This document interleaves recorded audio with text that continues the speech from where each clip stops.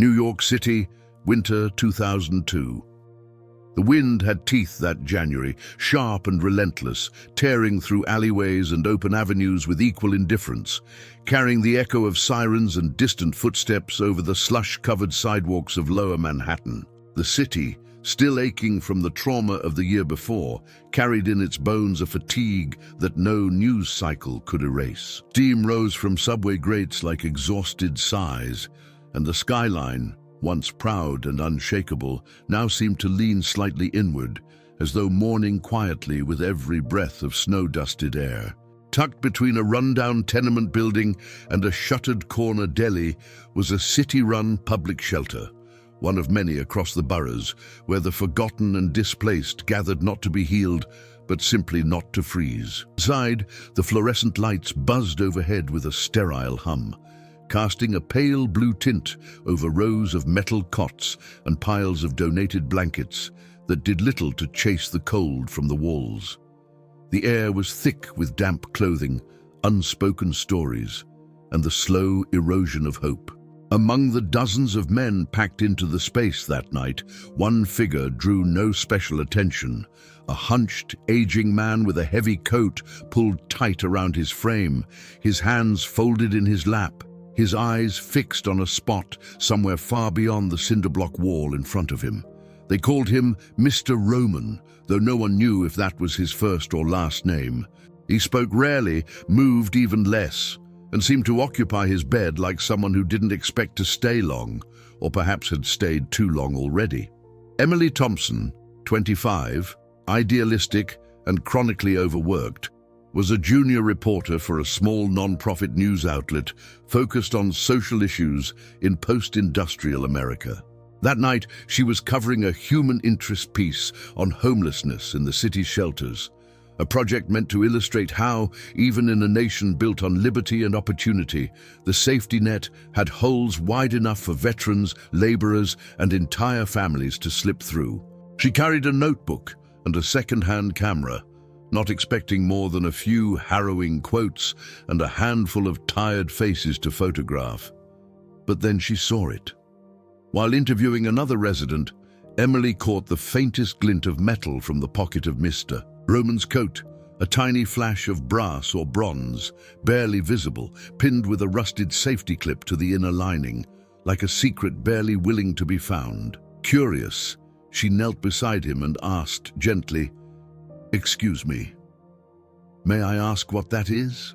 The man looked at her with quiet, weathered eyes, his face unreadable. And then, after a long pause, he said only two words, words that changed everything: Normandy, 1944. If this story touched you the way it touched me writing it, leave a like and subscribe. It helps us share more stories that remember the forgotten, honor the unseen, and speak for those the world chose not to hear. And now, prepare yourself, because what comes next will stay with you. That night, Emily couldn't sleep. She sat in her tiny Brooklyn apartment with her notebook open on the kitchen table, the radiator hissing weakly behind her, replaying those two words in her mind, Normandy, 1944, as if they were a code, a whisper from another era, something sacred pressed into her hands without warning. She had gone to the shelter expecting to document systemic failure and cold bureaucracy. What she had found instead was a man whose silence felt heavier than any war story she had ever read, and a single phrase that opened a door into a past she knew little about. By morning, she was already researching. Her fingers flew across the keys of her aging laptop, digging through archived articles, declassified records, and war memoirs stored in digital vaults. She learned quickly about the Polish 1st Armored Division, a highly trained force that had fought under British command during World War II. They were exiles, men who had fled their occupied homeland, regrouped in the West, and fought in some of the fiercest battles of the European theatre, including the brutal, decisive campaign in Normandy. They had stormed beaches, liberated towns, and cut off German retreat routes at the Falaise Pocket, a maneuver that helped shift the momentum of the war. But their fight had not ended with victory. After the war, many of these soldiers returned home, expecting gratitude, only to find suspicion. In communist Poland, fighting under Western command wasn't a badge of honor. It was a mark of political unreliability, and so they were stripped of recognition, sometimes imprisoned, often pushed to the margins of society. Emily realized that Mr. Roman, if that was indeed his name, might not just be a survivor, he might be one of those men, a forgotten piece of a forgotten army. She returned to the shelter the next evening, unsure whether he'd even acknowledge her. But there he was, sitting in the same spot, unmoved by time. She sat beside him again, this time without a notebook. "May I ask your name?" she said softly. "Zielinski," he replied after a long silence. "Roman Zielinski." It was the first full sentence he had offered her. Over the next few days, a rhythm emerged. Emily would come by after her workday, bringing coffee and sometimes soup in paper containers, always sitting beside him, always waiting before she spoke. He began to talk, not in full stories, but in fragments. A memory here, a name there. She listened carefully, piecing it all together like shards of a broken mirror. And what she saw in that reflection shook her.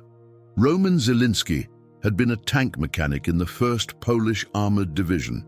He had landed in Normandy just weeks after D-Day, advancing through northern France in a column of Shermans. He spoke of the mud that sucked at their boots, of the deafening sound of shellfire, of watching men burn alive inside metal hulls.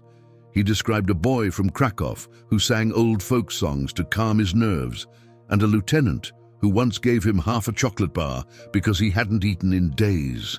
Most of those men never made it home. Roman did, but his return was anything but triumphant. After the war, he had made his way back to Poland, believing he would help rebuild the country he had nearly died for. Instead, he was interrogated, accused of loyalty to the West, and imprisoned for 3 months without trial.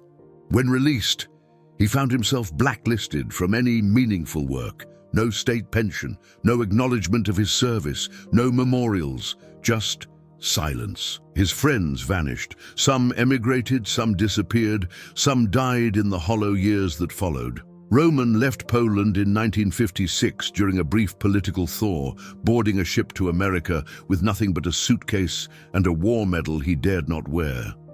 In New York, he built a quiet life.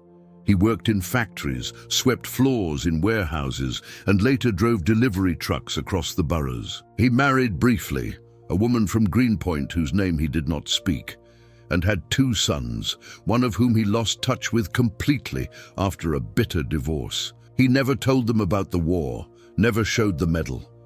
It stayed in his coat, pinned deep inside, close to his heart, like a secret he wasn't allowed to mourn out loud. No one wanted to hear an old man talk about a war they didn't fight, he told Emily one night, staring out the shelter's grimy window. And I didn't want to explain why I came home to nothing. That sentence echoed in Emily's chest like thunder in a quiet valley. She had interviewed dozens of veterans, social workers, and city officials over the years, but none had said something that cut this deep. She realized that Roman hadn't just been homeless.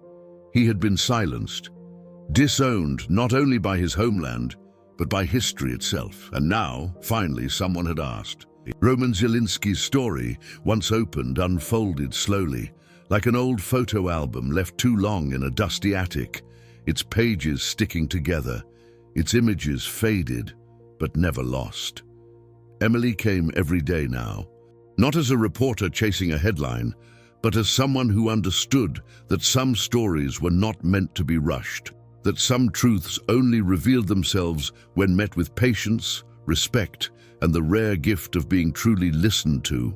Roman sat in the same corner of the shelter, wrapped in the same weathered coat, his medal still pinned inside, though now he let it show just a little, not enough to draw attention, but just enough to say, "Yes, it's real." His voice, rough from years of disuse, grew steadier with each visit. And the more he spoke, the clearer it became that the war had not broken him. It was what came after that had. He described in vivid detail the battlefield at Falaise, the sickening smell of oil and blood, the sky choked with smoke, the noise so constant that silence itself became the enemy. He remembered crawling beneath burning tanks to pull men out, only to find their faces unrecognizable. He told her how it felt to survive day after day when so many didn't, how guilt clung to him like soot on his skin. And he remembered Kazik, his closest friend, the one who sang in Polish to drown out the fear, shot in the chest beside a barn in the French countryside, eyes wide open as he fell without a sound. But even these horrors, Roman explained, had meaning. In war, there was a purpose, a sense of mission, a belief, however fragile, that you were part of something larger. That sacrifice was not in vain. It was what came after that hollowed him out. When the war ended, he returned to Poland expecting homecoming. Instead, he was treated like an infiltrator. His record showed service with Allied command, and that, under the new communist regime, made him suspect. He was detained by state security officers, locked in a grey building without windows, questioned for days. Who had he spoken to in Britain? Was he loyal to the West? Did he know anything about anti-Soviet networks? He had no answers they wanted. He wasn't a spy, just a soldier. But that didn't matter. He was released without charges and without future. No state job, no housing support, no military recognition. He was told, unofficially, to keep a low profile. So he did. He worked in a train yard, cleaning engines and shoveling coal. When that dried up, he took night shifts, mopping floors in an office building. He met a woman, married her, hoped that maybe starting a family would offer some salvation, but he never spoke of the war, not once. "You don't build a new life," he told Emily, "by dragging the ruins of the old one behind you." When political pressure eased slightly in the 1950s, Roman seized the chance to leave. He secured a one-way passage to America, where he believed, as many did, that the past could be rewritten if you worked hard enough. He arrived in New York with a trunk, a coat, and the medal sewn inside its lining. At Ellis Island, no one asked about his military service. They asked if he had a sponsor, if he spoke English, if he had ever been part of a communist party. That was all. Roman made a life, of sorts. He worked first in factories, then as a delivery driver, then cleaning subway cars at night. He paid taxes, voted, learned the language, but he never really belonged. There were no veterans' parades for foreign soldiers, no welcome home. And over time, the silence he had carried from Poland only deepened. His marriage, frayed by unspoken things, ended quietly. His sons drifted away, resentful of his emotional distance, confused by his silences. He didn't blame them. How could they understand something he had buried so far down? Even he barely felt it anymore. Emily asked him one evening if he had ever tried to tell anyone, a priest, a counselor, anyone, what had happened to him. "I tried once," he said, staring into the styrofoam cup of coffee she had brought. "I told a man I worked with. He laughed, said, 'That's not a real war. We fought Hitler. You were just clean up.' After that, I stopped trying. And yet, even in all that silence, he had kept the medal. Not for pride, but as proof. A tangible reminder that for one brief, blazing moment, he had mattered. That his hands had saved lives. That he had stood against evil and lived. Now, sitting across from Emily, in a shelter where no one knew his name, where he was just another old man in a sea of invisible people, he was finally speaking. And she was listening. Emily didn't know it at the time, but the moment she stepped out of that shelter with Roman's story in her heart, she had already crossed an invisible line.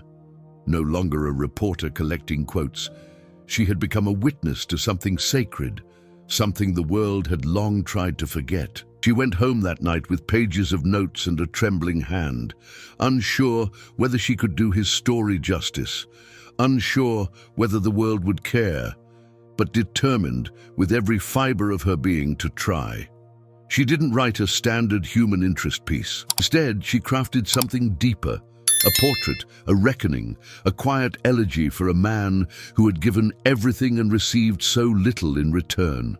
The article, titled "The Soldier in the Shadows," opened not with facts, but with the image of Roman sitting in the shelter, his medal catching the light like a whisper, his voice naming a battlefield etched into the bones of history. She described the smell of damp blankets, the way his hands trembled when he spoke of Normandy, the sorrow that lived just beneath the surface of every sentence he shared. The piece ran in print and online. It was only supposed to be a local story, buried on page 7. But something about it, perhaps the quiet dignity of Roman's suffering, or the simplicity of his forgotten heroism, ignited a spark that no one expected. Within days, the story had been shared across social media, reprinted by national outlets, cited in classrooms and discussion boards. Veterans groups reached out. Historians emailed her. Teachers asked for permission to read it to their students. One letter came from an elderly woman in Pennsylvania who wrote, "My father fought in that division. I thought no one remembered." Roman, for his part, was bewildered by the attention. He had lived so long in silence that the sudden flood of voices felt overwhelming, almost unreal. But Emily was there, guiding him gently through the tide, reminding him that he no longer had to hide.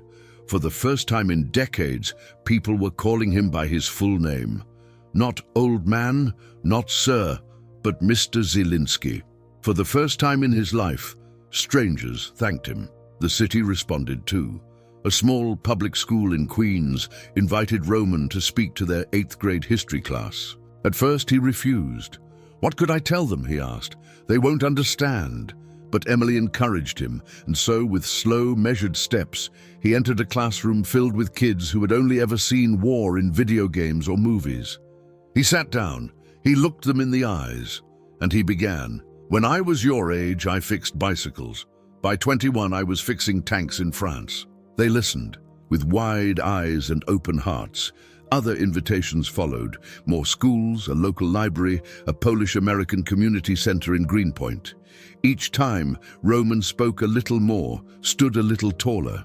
Emily often sat in the back, watching the way students leaned forward when he described the cold nights in Normandy, the weight of the tank hatch in his hands, the music Kazakhs sang under fire.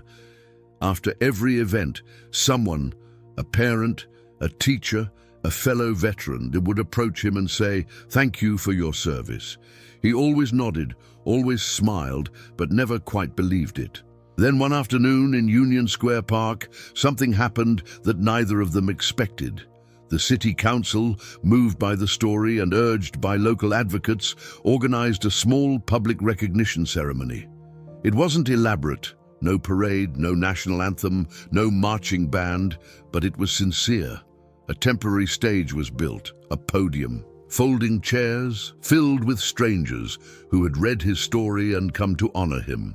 Emily stood beside him, holding his arm, as a local official presented a framed certificate of recognition and a new version of his medal, identical in design but freshly struck, gleaming in the sunlight. When Roman took the microphone, he didn't read from a script. He just said, "All I ever wanted was to be remembered for something good." Then he stepped back, and for a moment, a long, full, golden moment, the entire crowd stood and applauded, loudly, with tears in their eyes and pride in their hearts. Not for the medal, but for the man. After the ceremony, a student approached him, no older than 12, and pressed a folded note into his hand. It read, "You matter. I'll tell my friends about you." That night, Roman held the note like a medal itself. Emily continued to write, not just about Roman, but about others like him. A Korean war nurse in the Bronx who'd never spoken of her trauma, a Vietnam veteran who rebuilt bicycles for neighborhood kids, an Iraqi translator living in hiding. But it all began with Roman. His story had opened something in her, a truth too long ignored, a debt owed to those who bore the weight of freedom while being denied its rewards. The transformation wasn't only Roman's, it was hers too. And perhaps, in a quiet way, it belonged to every reader who paused even for a moment to remember a man the world tried to forget.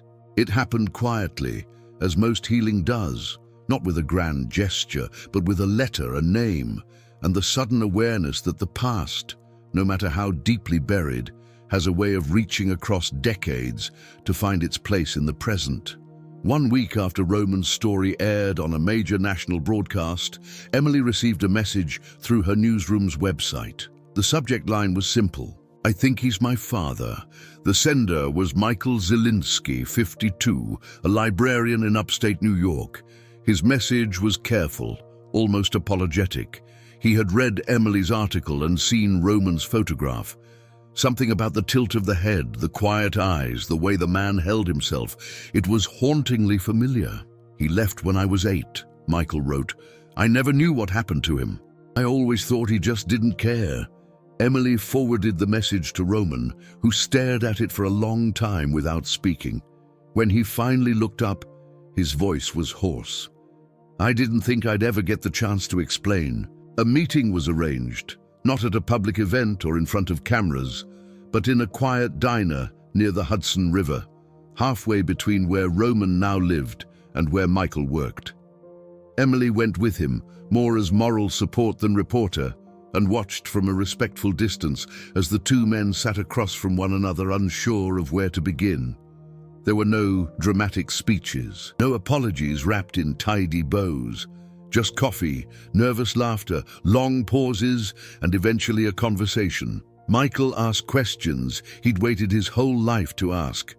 About why Roman left, what his life had been, whether the silence had been a choice or a wound. Roman answered slowly, explaining not only what happened after the war, but how shame, displacement, and silence had become armor he didn't know how to take off. He hadn't left because he didn't care. He had left because he believed he had nothing left to give. Over the months that followed, they began cautiously to rebuild something. They met every other weekend. Roman was introduced to Michael's wife and his 2 teenage grandsons, who were shy at first, then fascinated, especially when they learned that their grandfather had fought in one of the most decisive battles in modern history. Roman never tried to be more than what he was, a man with scars, trying not to pass them down. But his presence, once so small and hidden, now filled spaces that had long ached for understanding. Meanwhile, Emily continued to write. She and Roman began working on a small book project, not a sweeping memoir, but a collection of conversations, images, and reflections from his life, titled Between Tanks and Abandoned Tracks, a nod to the battlefields of France and the rail yards of Poland where his life had stalled. The book didn't sell millions, but it didn't need to. It found its way into schools, libraries, veterans' halls, and hearts.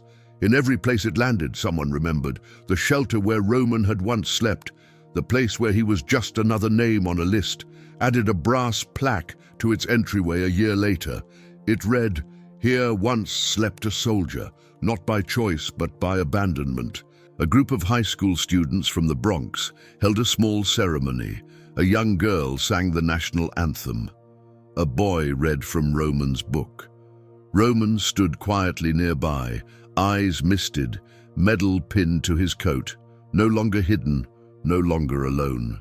In his final years, Roman lived in a small, assisted living apartment in Queens, with a window that overlooked a courtyard where sparrows nested and children played. He received visitors almost weekly. Emily, Michael, sometimes both. He told stories, answered questions, shared laughter he'd forgotten he still had. On one afternoon, as a group of students gathered in a circle around him to hear him speak about fillets, one asked, "What's the bravest thing you ever did?" Roman thought for a moment and then said, "Coming back home and staying." The room was silent. Though his health declined slowly, Roman never lost his clarity. He knew his time was limited, but he also knew, finally deeply, that his life had mattered. He wasn't a relic. He was a part of history reclaimed. In that final winter, as snow fell again across the city, he sat by his window with the medal in his hand, a cup of tea nearby, the pages of his book open beside him. He looked out at the grey sky, not with sadness, but with a kind of peace that only comes to those who have carried silence for far too long, and at last found someone willing to listen. Roman Zielinski passed away just before dawn on a cold February morning, the kind where the sky still carries the hush of snow and even the wind seems reluctant to stir. He died in his sleep, peacefully, in a room filled not with trophies or certificates, but with quiet artifacts of a life reclaimed. A folded note from a child who once thanked him, a copy of his book marked with annotations in Emily's handwriting, and the medal that had traveled with him across oceans, through war and exile and silence, now resting not in a pocket, but openly on his nightstand B. Beside a small American flag, Michael was the first to arrive. He sat by the bedside, not in grief, though there was grief, but in awe of how far his father had come from that shelter floor in Manhattan to this moment of dignity, where every breath no longer had to fight for memory or meaning. Emily came later carrying flowers, not because Roman had liked them particularly, but because he once said the wildflowers in France had been the last beautiful thing he saw before battle. They buried him at Calverton National Cemetery under a grey sky and a flag at half-staff. No parade, no televised ceremony, just family, a few friends, some veterans who had read his story and driven for hours to stand by his grave. The honor guard fired 3 slow, deliberate shots, and the folded flag was placed into Michael's arms. Emily spoke a few words, not grand, but honest. He spent most of his life invisible, until someone asked. There were no marble monuments, but in time, Roman's memory carved its own space. His book was added to the curriculum of 3 New York public schools. A community center in Brooklyn named a reading room after him. Veterans and civilians alike began to share their own stories, not in the hope of glory, but in the comfort of being understood. And on the wall of Emily's office, above her cluttered desk, hung a framed photograph, Roman, in a classroom, surrounded by students, his eyes alive with something she once feared had been lost: purpose. She went on to write 2 more books about forgotten veterans, both of which she dedicated to him. But no matter how far her career took her, awards, speaking tours, interviews, nothing ever felt as honest, as raw, or as needed as that first story, the one that began with a glint of metal in a shelter and ended with a nation quietly saying, "We see you now." In the years that followed, every February on the anniversary of his death, Michael and his sons would visit the grave, bring coffee, black, no sugar, and leave a small card that read, "We remember." Because in the end, that was all Roman ever wanted. Not statues, not applause, just to be remembered, not as a victim of war or a casualty of silence, but as a man who lived, who endured, who carried the weight of history with a quiet, stubborn grace. And now that he was gone, his story remained, not in headlines, but in hearts. We share new stories every day, true stories that remind us what it means to be human. If this one moved you, please like, share, and subscribe. It helps us continue telling the stories that history almost forgot, and that we must never allow to disappear again.